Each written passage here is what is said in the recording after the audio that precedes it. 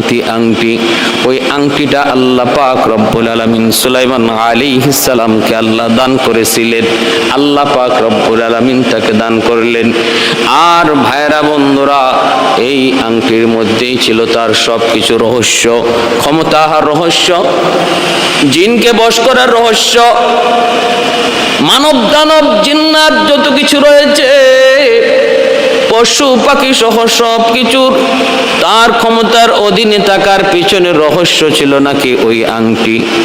ভাইয়েরা বন্ধুরা, কেন এই আংটির মধ্যে তো রহস্য? আংটিটা হলো জান্নাতি একটা আংটি রে যুবক। এ ভাই, কিন্তু আল্লাহ পাক তারে একটা পরীক্ষা করলেন, কঠিন পরীক্ষা।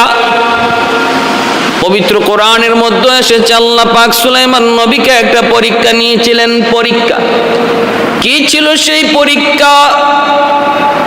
অনেকগুলি তাফসীরের কিতাবের ভিতরে লিখেন, এই আংটিটা একটা ইবলিস, একটা শয়তান জিন চুরি করে নিয়ে গিয়েছিল, বিদায় তিনি বিপদে পড়ে গিয়েছিলেন।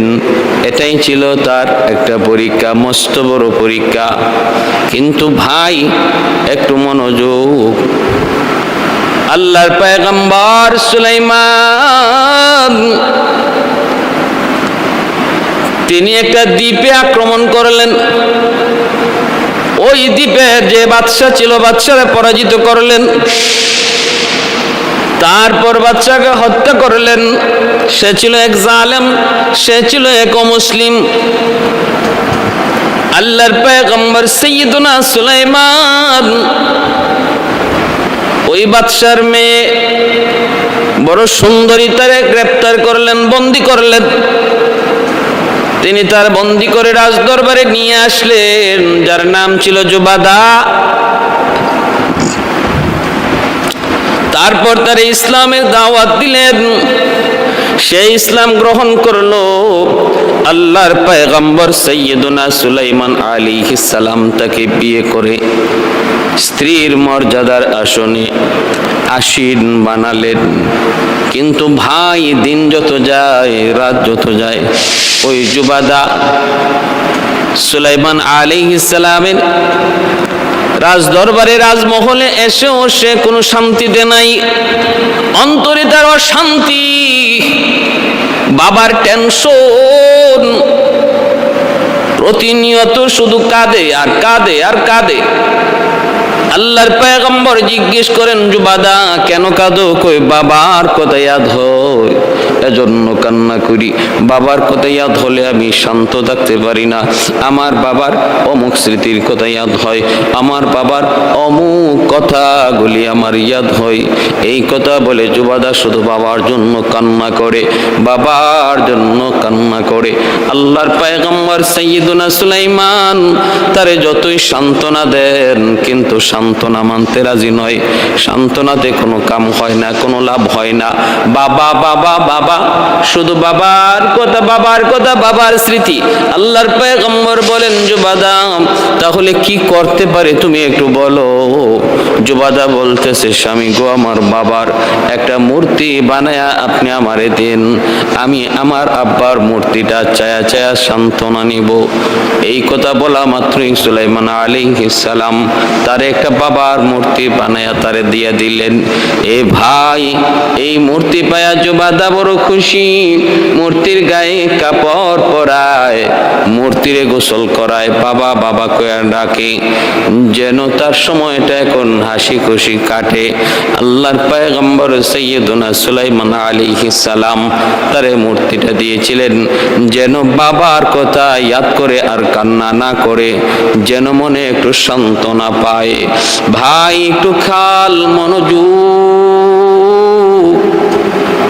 এইভাবে বেশ কিছুদিন চলছে, কিন্তু ঘটনা ঘটলো কি, আল্লাহর পয়গম্বর সাইয়্যিদুনা সুলাইমান যখন তিনি কোনো কাজে বের হতেন, ওনার অগোচরে স্ত্রী জুবাদা বাবার ওই মূর্তিকে সেজদা করত, বাবার মূর্তির পূজা করা শুরু করে দিল।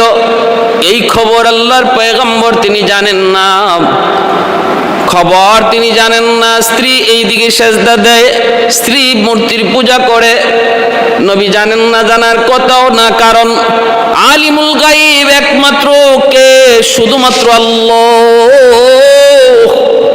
কোন নবীও গায়েব জানে না, কোন ওলিও গায়েব জানেন না, কোন কুতুবও গায়েব জানেন না। গায়েবের মালিক একমাত্র আল্লাহ। আহলে সুন্নাহ ওয়াল জামাতের আকীদা হলো গায়েবের মালিক একমাত্র আল্লাহ। কোন নবীও গায়েব জানেন না, এমনকি আমার আপনার নবীও তিনি গায়েব জানেন না। আল্লাহ যখন জানান তখন নবী জানেন, আর যখন আল্লাহ জানান না নবী কিছুই জানেন না। এটা হলো আহলে সুন্নাহ ওয়াল জামাতের আকীদা। কি আকীদা? যে আল্লাহ যখন নবীরে জানান তখন নবী জানেন, আল্লাহ যখন জানান না নবী জানতে পারেন না। এর নাম ইলমে গায়েব নয়। আলিমুল গায়েব হলেন এমন এক সত্তা যাকে কোনো কিছু জানাইতে হয় না। কেউ জানাইলে জানেন এমন না, তিনি নিজের থেকেই সব জানেন, তিনি একমাত্র আল্লাহ। ভাইরা বন্ধুরা মনোযোগ দিয়ে শুনুন, আল্লাহর পয়গম্বর সাইয়্যিদুনা সুলাইমান আলাইহিস সালাম তিনি যে একটা মূর্তি বানায় দিলেন স্ত্রী জুবাদাকে, তারে যে একটা মূর্তি বানায় দিলেন, আর অগোচরে সে মূর্তির পূজা শুরু করে দেয়। এতে করে আল্লাহ নারাজ হয়ে যান। আল্লাহ নারাজ হয়ে নবীর উপর একটা পরীক্ষা ফালায় দিলেন। পরীক্ষা কেমন পরীক্ষা শুরু হলো রে ভাই, একটু মনোযোগ দিয়ে শুনুন। ভাইরা বন্ধুরা, এই আংটিটা যেহেতু জান্নাতি আংটি, এজন্য নবী যখন প্রয়োজনে হাজত সারতে বাথরুমে ঢুকতেন ওই আংটিটা নিয়ে তিনি নাপাক জায়গায় যেতেন না। আংটিটা নাকি তিনি তার স্ত্রী জুবাদার হাতে দিয়ে যাইতেন, অথবা তার একজন বাদীর হাতে তিনি এই আংটি দিয়ে হাজত সারার জন্য তিনি বাথরুমে ঢুকতেন। কিন্তু ভাই একদিন ঘটনা ঘটলো কি, যেদিন আল্লাহ পরীক্ষা নেওয়ার চিন্তা করলেন, আংটিটা জুবাদার হাতে দিয়ে তিনি বাথরুমে ঢুকলেন। এই সুযোগে সুলাইমান আলাইহিস সালামের সুরত ধরে এক খবিস জিন শয়তান, যার নাম ছিল সাফার, আল্লাহর নবীর সুরত ধরে জুবাদার কাছে আসলো। কারণ জিন্নাত যে কোনো মানুষের সুরত ধরতে পারে। ওনার সুরত ধরে এসে আংটি চাইল, আর জুবাদা মনে করলেন স্বামী বাথরুম শেষ করে তিনি এসেছেন, আংটি চাইতেছেন, তিনি আংটিটা দিয়ে দিলেন। এই আংটিটা যেই মাত্র ইবলিস সাফার সে পড়ল, আঙ্গুলে দেওয়া মাত্রই তার কাছে ক্ষমতা চলে আসলো। কারণ আংটির রহস্য কি, আংটির মধ্যেই সব ক্ষমতা। এই আংটি চুরি হয়ে গেল, খবিস জিন সে নিজের হাতে নিয়ে নিল, সিংহাসনে বসে গেল। এই দিকে আল্লাহর পয়গম্বর সাইয়্যিদুনা সুলাইমান তিনি বাথরুম থেকে বের হলেন, স্ত্রীর কাছে আসলেন। কিন্তু আংটি হারায় যাওয়ার কারণে উনারও রূপ পরিবর্তন, উনারও অনেকটা পরিবর্তন। জুবাদা চিনে না, কয় তুমি আমার স্বামীর রূপ ধরেছ, আমার স্বামী তো আগেই আমার কাছ থেকে আংটি নিয়ে চলে গেছে। না না, তুমি হতে পারো না। প্রকৃত পয়গম্বর সুলাইমান আলাইহিস সালামকে কেউ চিনল না, কেউ চিনল না, এমনকি স্ত্রী জুবাদাও চিনল না। সেও তারাই দিল, কয় না আমি তোমাকে চিনি না, তুমি আমার স্বামী হতে পারো না। স্বামীর রূপ ধরেছ, স্বামী তো তিনি সিংহাসনে বসে গেছেন, আংটি নিয়ে তিনি তো সিংহাসনে বসে গেছেন। পয়গম্বর যতই তিনি বলেন না, কিন্তু কেউ তো বিশ্বাস করে না। ওনাকে রাজ দরবার থেকে তাড়ায় দেওয়া হলো। আল্লাহর পয়গম্বর তিনি তো এইবার আংটির খোঁজে জায়গায় জায়গায় বের হয়েছেন। হায় রে আমার আংটি, কে নিল, কে নিল, কোন দিকে নিল, কে করলো? আল্লাহর পয়গম্বর ঘুরতে ঘুরতে তিনি মানুষকে যতই বলেন আমি সুলাইমান, কেউ তো বিশ্বাস করে না। নদীর কিনারা দিয়ে যান আর দেখেন জেলেরা মাছ ধরে, ওই জেলেদের কাছেও যায় বলতেছেন বাইরে আমি বড় ক্ষুধার্ত, আমাকে দুই একটা মাছ তোমরা দিবানি। আমি হলাম সুলাইমান পয়গম্বর। জেলেরা অবাক হয়ে গেল। জেলেরা অবাক হলো, শুধু তা না, রাগান্বিত হয়ে গেল। এই মেয়ে কি কও তুমি সুলাইমান পয়গম্বর যেদিকে যায় ওইদিকে আবহাওয়া পরিবর্তন হয়ে যায়, বাতাসে ঢেউ খেলা শুরু হয়, তখতে সুলাইমানি নিয়ে সে বাতাসের উপর দিয়া ঘুরে, আর তুমি একজন জীর্ণ শীর্ণ মানুষ। আংটি হারিয়ে যাওয়ার পর তার বডির মধ্যে পরিবর্তন, এজন্য সহজে কেউ চিনে না। এমন জীর্ণ শীর্ণ একজন মানুষ তুমি কেমন করে সুলাইমান দাবি করো? তুমি বড় মিথ্যুক। এই বইলা আল্লাহর পয়গম্বরকে ওরা না চিনে বড় মারধর করলো। নবী আহত হলেন। এরপরে তিনি ওদের কাছ থেকে চলে গেলেন, হাঁটতেছেন আর আল্লাহর কাছে তিনি বারবার তওবা করতেছেন, মালিক ভুল হয়ে গেছে, মালিক কোথায় জানি ভুল হয়েছে, আল্লাহ তোমার কাছে মাপ চাই, তুমি মাপ করো। পয়গম্বর সুলাইমান তিনি তো কান্দেন আর নদীর কিনারা দিয়া হাঁটেন। যাইতে যাইতে আবার কিছু পাইলেন, কিছু জেলে নদীতে তারা মাছ ধরে। পয়গম্বর তাদের কাছে যাইয়া তিনি বলতেছেন, বাইরে আমি বড় আহত, রক্ত তিনি নদীর পানি দিয়া মুছতেছেন আর বলতেছেন, আমি বড় আহত, আমাকে তোমরা একটু সাহায্য করবানি। ওই জেলেদের অন্তরে মায়া ঢুকলো, মায়া। জেলেরা বলতেছে, ঠিক আছে ঠিক আছে, লোকটারে দুইটা মাছ দিয়ে দাও, দুটা মাছ দিয়ে দাও। এ ভাই এইদিকে ঘটনা ঘটলো কি, আল্লাহর পয়গম্বর দরবার ছেড়ে আসলেন, 40 দিন হয়ে গেল। এই 40 দিন সিংহাসনে বসা আছে ইবলিস, খবিস জিন ইবলিস, এখানে বসা সাফার। এমনকি রাজদরবারে চলতেছে, চালাইতেছে, দিন যত যায় সপ্তাহখানেক পরেই রাজদরবারের অনেকেই তারা বুঝে ফেললো, পরিবর্তন দেখা যায়, পরিবর্তন। না না, সুলাইমান পয়গম্বর মনে হয় না, মনে হয় আমরা কোনো ভুল করে ফেলেছি, হয়তো কোনো একটা কিছু অঘটন ঘটেছে। কারণ পরিবর্তন অনেক কিছুর মধ্যেই পরিবর্তন। নকল সুলাইমান আসল সুলাইমানের মতো তো আদেশ নিষেধ আর আইন কানুন বিচার কাজ করতে পারে না, এদিক সেদিক একটু উল্টা পাল্টা হয়ে যায়। এমন কিছু কাজ করে যেটা সুলাইমান কখনো করেন নাই, অতীতে কখনো তিনি করেন নাই, এমনটাও করে বসে। এতে করি সবার মনে একে একে সন্দেহ জাগলো, সন্দেহ জাগলো। এমনকি রাজ দরবারে ঢুকে বিবিদের কাছেও যায়, বিবিদের কাছেও যায়। আসিফ বিন বরখিয়া বিবিদের কাছে জানতে চাইলেন, তোমাদের কেমন মনে হয়, তোমরা কি কোনো কিছু বুঝতে পেরেছ? বিবিরা বলতেছে, আমরাও বুঝেছি, একটা অঘটন ঘটেছে, মনে হয় ও সুলাইমান পয়গম্বর না। কেমনে বুঝলা? কয় আমাদের সাথেও মিলামেশা করে কিন্তু গোসল করে না, গোসল করে না। এমনটাও কোনো কোনো তাফসীরের কিতাবের ভিতরে লিখেছেন।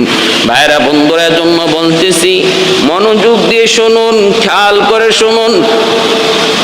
আসিফ বিন বরখিয়া দরবারের যত বুজুর্গ আছিল তাদেরকে নিয়া একত্রিত হইয়া আল্লাহর দরবারে তওবা করে আর কান্না করে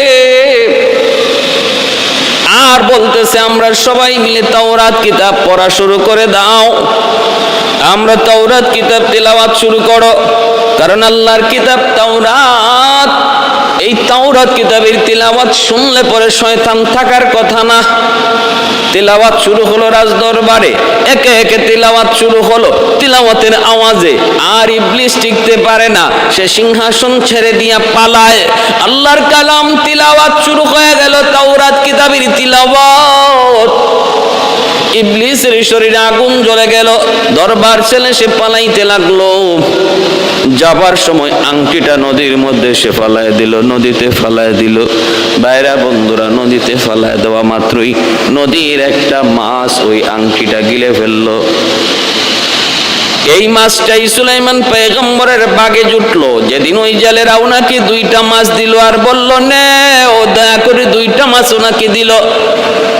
আল্লাহর পয়গম্বর সুলাইমান একটা মাছ বিক্রি করে রুটির ব্যবস্থা করলেন, আর একটা মাছ তিনি কাটলেন, নিজে রান্না করে খাবেন। যেই মাত্র মাছটা কাটলেন, পেট থেকে তিনি দেখতে পেলেন ওনার হারানো সেই আংটি মাছের পেটে। আল্লাহর পয়গম্বর সাথে সাথে তিনি সেজদায় পড়ে শুকরিয়া আদায় করেন, মালিকের দরবারে সেজদা দিয়া শুকরিয়া আদায় করেন। আর আংটিটা হাতে লাগানো মাত্রই আবার তার হারানো সকল নিয়ামত ফিরে আসলো, শরীরের মধ্যে পরিবর্তন চলে আসলো। দেখা গেল সব কিছুর ভিতরে পরিবর্তন চলে আসলো। এখন দেখা যায় বাতাস ওনার কথা শুনে জেলেরা যারা কিছুক্ষণ আগে ওনাকে মারধর করেছিল, ওরাও নিজের চোখে সব দেখলো। হায় ওই জীর্ণ শীর্ণ লোকটা, মুহূর্তের ভিতরেই সে আসল সুলাইমানের রূপ ধরেছে। তাহলে তো আমরা ভুল করে ফেলেছি, দৌড়ে এসে মাপ চায়। আল্লাহর পয়গম্বর সাইয়্যিদুনা সুলাইমান তাদেরকে ক্ষমা করে দিলেন আর বললেন তোমাদের কোনো দোষ নাই, আমার উপরে একটা পরীক্ষা চলছে, পরীক্ষা। ভাইরা বন্ধুরা, আল্লাহ পাক রব্বুল আলামিন কাউকে নিয়ামত দিয়া পরীক্ষা করেন আর কারো কাছ থেকে নিয়ামত ছিনায়া নিয়ে পরীক্ষা করেন। সুলাইমান নবীকে আল্লাহ পরীক্ষা করলেন নিয়ামত দিয়া, আর আইয়ুব নবীকে আল্লাহ পরীক্ষা করলেন নিয়ামত ছিনায়া নিয়া। পরীক্ষা একরকম হয় না রে ভাই, ভিন্ন ভিন্ন হয়। যার সম্পদ দুনিয়াতে অনেক বেশি, আল্লাহ পাক তারে সম্পদ দিয়া পরীক্ষা করেন। যারে আল্লাহ অভাবে রাখছেন তারে অভাবে রাইখা আল্লাহ পরীক্ষা করেন। ভাইরা বন্ধুরা, সুলাইমান আলাইহিস সালাম একে একে সবগুলি পরীক্ষার মধ্যে তিনি পাশ করলেন, শুকরিয়া আদায় করলেন, সকল জায়গায় শুকরিয়া আদায় করলেন। ক্ষমতা মানুষের তৈরি করা কোনো বস্তু নয়, ক্ষমতা হলো আল্লাহর দেওয়া এক নিয়ামত। অতএব আল্লাহ যারে চান তারে ক্ষমতার চেয়ারে বসান, আল্লাহ যারে চান তারে ক্ষমতার চেয়ার থেকে আল্লাহ নামায় দেন। আল্লাহ পাক রব্বুল আলামিন বলেন, কুলিল্লাহুম্মা মালিকাল মুলকি তুতিল মুলকা মান তাশা ওয়া তানজিউল মুলকা বিমান তাশা ওয়া তুইজ্জু মান তাশা ওয়া তুযিল্লু মান তাশা বিয়াদিকাল খায়র ইন্নাকা আলা কুল্লি শাইইন কাদির।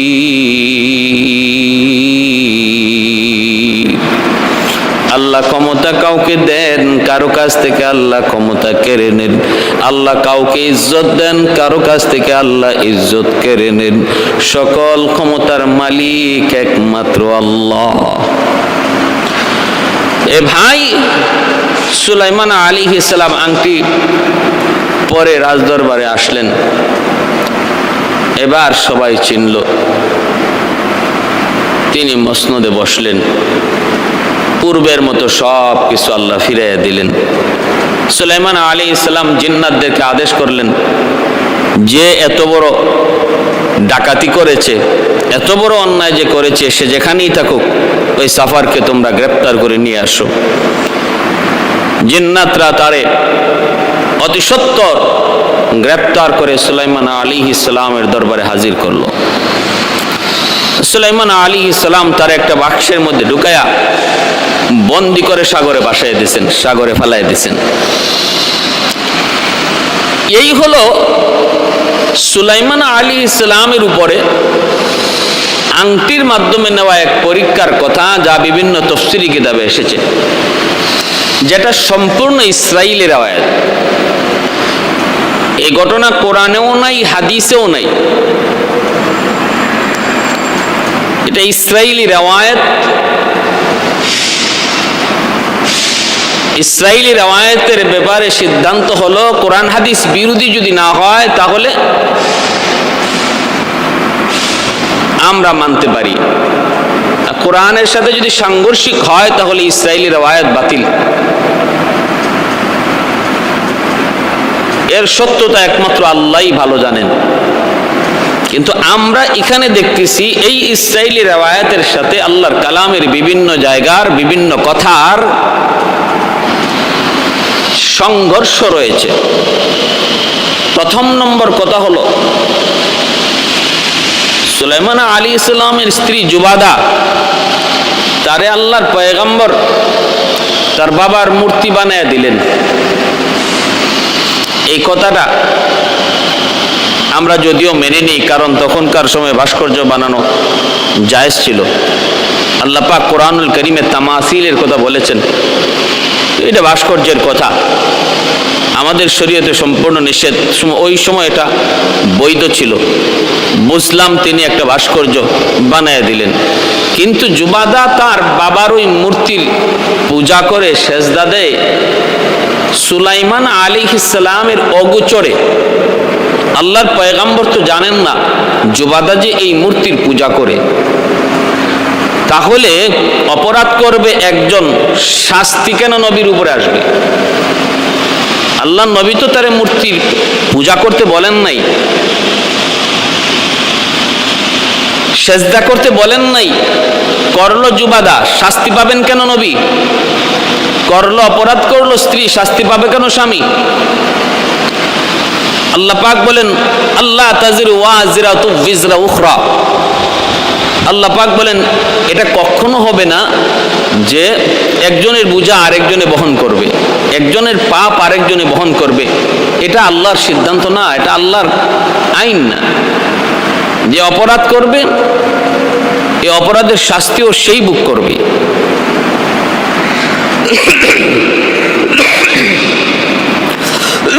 আমার ভাইরা, তো এই গেল এক কথা। দুই নাম্বার কথা হলো, একটা আংটির ভিতরে আল্লাহ সমস্ত ক্ষমতা আর নবুয়ত দিয়ে দিবেন। এই আংটির কথা কোরআন হাদিসের কোথাও নাই এমন, আর এই কথাটা যুক্তিতেও ধরে না, যুক্তিতেও ধরে না। কারণ এটা যে কোনো সময় চুরি হতে পারে, আর চুরি হলে যার হাতে যাবে যেই আংটি পরবে সেই এই ক্ষমতার মালিক হয়ে যাবে। এই কথাটা কোরআন হাদিসে তো নাই, যুক্তিতেও ধরে না। দুই নম্বর কথা হলো, জুবাদা অপরাধ করলেন, আর আল্লাহ বুঝি পরীক্ষা নিচ্ছেন সুলাইমান আলাইহিস সালামকে। এটা আল্লাহর সিদ্ধান্তের বিরোধী। তারপরে কথা হলো, সুলাইমান আলাইহিস সালামকে আল্লাহ পাক এমন এক পরীক্ষায় ফেলাবেন যে পরীক্ষাটা শরীয়ত বিরোধী কোনো কাজ। আল্লাহ তার কোনো পয়গম্বরকে শরীয়ত বিরোধী কোনো কাজের মাধ্যমে পরীক্ষা নিতে পারেন না। পরীক্ষা নিবেন অভাব, অনটন, ক্ষুধা, যন্ত্রণা, শাস্তি, কষ্ট, নির্যাতন, এর মাধ্যমে আল্লাহ পরীক্ষা নেবেন। কিন্তু আল্লাহ তার কোনো খাস বান্দার পরীক্ষা কোনো শরীয়ত বিরোধী কাজের মাধ্যমে করাইবেন এমনটা কখনো আশা করা যায় না। এই যে কোনো তফসিরে বলা হয়েছে যে এরকমভাবে ওই জিন, যে খবিস জিন, সে সুলাইমান আলাইহিস সালামের রূপ ধরেছিল, সে সুলাইমান আলাইহিস সালামের বিবিদের সাথেও মিলামেশা করত। নাউজুবিল্লাহ। কত বড়! এটা তো অপমানজনক একটা পরীক্ষা নবীর উপরে। হয় না, এটা কখনো হয় না, আল্লাহ কখনো এটা করতে পারেন না। তিন নাম্বার কথা হলো, শয়তান আল্লাহর কাছে বলেছিল যে আমি তোমার ওই মানুষকে কখনো জান্নাতে যেতে দেব না, যার কারণে আমি আজ লানতের তখ্ত গলায় লইয়া জাহান্নামী হলাম। এই মানুষ কেমন করে জান্নাতে যায় আমি ওকে দেখব। কিন্তু তোমার মুখলাস বান্দা যারা, তাদের কোনো ক্ষতি আমি করতে পারবো না। হ্যাঁ, বলে নেই ثم لآتينهم من بين أيديهم ومن خلفهم وعن أيمانهم وعن شمائلهم। শয়তান বলেছিল আমি ওই মানুষ জাতির ডান দিক থেকে আমি জাল বিছায় রাখবো, বাম দিক থেকে জাল বিছায় রাখবো, সামন দিকে জাল বিছাবো, পিছন দিকে জাল বিছাবো। কেমন করে ওরা জান্নাতে যায় আমি একটু দেখব। এই মানুষ কেমন করে জান্নাতে যায় আমি একটু দেখব। কিন্তু ইল্লা ইবাদাকা মিনহুমুল মুখলাসিন, তোমার মুখলাস বান্দা যারা তাদের কোনো ক্ষতি আমি করতে পারবো না, শয়তান পারবে না। মুখলাস কাকে বলে? ওই মানুষকে বলে যেই মানুষকে আল্লাহ পাক রব্বুল আলামিন জন্মগতভাবেই আল্লাহ তাকে সব ধরনের অন্যায় থেকে, অপরাধ থেকে, সব ধরনের ত্রুটি বিচ্যুতি থেকে আল্লাহ যারা নিজের হাতে, কুদরতি হাতে ছোট থেকে বাঁচায় রাখেন, হেফাজত করেন, তারা হলেন নবী পয়গম্বর। আর আমরা হলাম মুখলেস। আমরা চেষ্টা করি গুনাহ থেকে বাঁচার জন্য, নিজেকে গুনাহ থেকে বাঁচানোর জন্য চেষ্টা করে বাঁচাই। আর নবী পয়গম্বরদেরকে আল্লাহ নিজের হাতে বাঁচায় রাখছেন। এজন্যই শয়তান কয় না, নিজের হাতে বাঁচায় রাখবা, তাদের উপরে আমি কোনো ধরনের প্রভাব খাটাইতে পারবো না, তাদের উপরে আমি কোনো ধরনের প্রভাব খাটাইতে পারবো না। এরাই শুধুমাত্র আমার জাল থেকে সম্পূর্ণ রকম ভাবে নিরাপদ থাকবে। তাহলে আল্লাহর পয়গম্বর সুলাইমান আলাইহিস সালাম, তিনি তো আল্লাহর মুখলাস বান্দা, মুখলাসিনদের অন্তর্ভুক্ত। তার উপরে কেমন করে শয়তান প্রভাব পালাইবে? কেমন করে শয়তান প্রভাব পালাইবে? শয়তান নিজেই তো বলল তাদেরকে সে কোনো ক্ষতি করতে পারবে না। এজন্য রে ভাই, একটু মনোযোগ দিয়ে শুনুন। আল্লাহর পয়গম্বর সুলাইমান আলাইহিস সালামের ব্যাপারে যে আংটির ঘটনা বলা হয়, এই আংটির কোনো সহিহ হাদিস নাই, কোরআনেও নাই, হাদিসেও নাই। ইসরাইলি রওয়ায়াত, আবার ওই রওয়ায়াতের সাথে আল্লাহর কোরআনের বিভিন্ন সিদ্ধান্ত, কোরআনের বিভিন্ন আয়াতের বিরোধ রয়েছে, বিরোধ। অতএব এই আংটির ঘটনাটা আমরা শুধু শুনতেই পারি, বিশ্বাস করা যাবে না, ইয়াকিনও করা যাবে না, এর উপরে আমাদের কোনো রকম ঈমানও আনা যাবে না, ইয়াকিন করা যাবে না, ইয়াকিন করা যাবে না। ভাইরা বন্ধুরা, এমন কি মনে করতে হবে এটা সম্পূর্ণ মিথ্যা, একটা বানোয়াট গল্প, সম্পূর্ণ মিথ্যা বানোয়াট গল্প ছাড়া এটা কোনোভাবেই হতে পারে না, না কোরআনে, না হাদিসে, না যুক্তিতে। এমনকি আল্লাহর কোরআনের সাথেও বিরোধ জন্ম নেয় যদি আমরা এটা বিশ্বাস করে নেই। তাহলে পরীক্ষাটা কি ছিল? নবীর উপরে পরীক্ষাটা কি ছিল? ইমাম বুখারী রাহমাতুল্লাহ আলাইহি, বুখারী শরীফের ভিতরে তিনি উল্লেখ করেছেন, আল্লাহর পয়গম্বর সুলাইমান ওনার সৈন্যরা কোনো এক যুদ্ধে তারা দুর্বলতা দেখাইল, দুর্বলতা। আর এজন্য তিনি ক্ষিপ্ত হয়ে গেলেন। সেনাদেরকে ডাইকা, সেনা অফিসারদেরকে ডাইকা বললেন, তোমাদের এই দুর্বলতার কারণে আজকে আমার বড় গুসা হইতেছে। আমি আজ রাত আমার 70 জন বিবির সাথে মিলব এবং 70টা বাহাদুর আমি জন্ম দিব, বাহাদুর জন্ম দিব। এই কথা তিনি বলেছিলেন, কিন্তু ইনশাআল্লাহ বলতে তিনি ভুলে গেলেন। কারণ সন্তান জন্ম দেওয়া মানুষের কোনো একা ক্ষমতা নয়, সন্তান দেন আল্লাহ, মেয়ে ছেলে দেন একমাত্র কে? আল্লাহ। এজন্য যে তিনি ইনশাআল্লাহ বলেন নাই, আমার আল্লাহ যদি চায় তাহলে আমি আমার 70টা বাহাদুর সন্তান জন্ম নিবে, এমনটা বলার দরকার ছিল, কিন্তু না, খেপে গুসায় তিনি বলে ফেললেন, এক রাতে 70 জন বিবির সাথে মিলবো, 70টা বাহাদুর সন্তান জন্ম দিব। আল্লাহ একটু নারাজ হয়ে গেলেন। আল্লাহ বলতেছেন, সুলাইমান, তাহলে তুমি কি মনে করো সমস্ত ক্ষমতা তুমি তোমার নিজের হাতে পাইছো, নিজে কামাই করেছো, যা কিছু পেয়েছো সব খুশি বুঝি তোমার নিজের ক্ষমতার বলে, নিজের ক্রেডিট বলে তুমি পেয়েছো? না না রে সুলাইমান, এমনটা বলা যায় না, এমনটা করাও যায় না, এমনটা বাবাও যায় না। তিনি তো ওই রাত্রে 70 জন বিবির সাথে মিললেন, ঠিক একজন বিবি মাত্র গর্ভবতী হলেন, আর কেউ গর্ভবতী হলেন না। আর ওই গর্ভবতী স্ত্রীর কাছ থেকেও একটা সন্তান জন্ম নিল, কিন্তু সন্তানটা ছিল বিকলাঙ্গ, বিকলাঙ্গ ছিল। এই বিকলাঙ্গ সন্তানটাই উনার দরবারে সিংহাসনে আইনা রাখা হলো।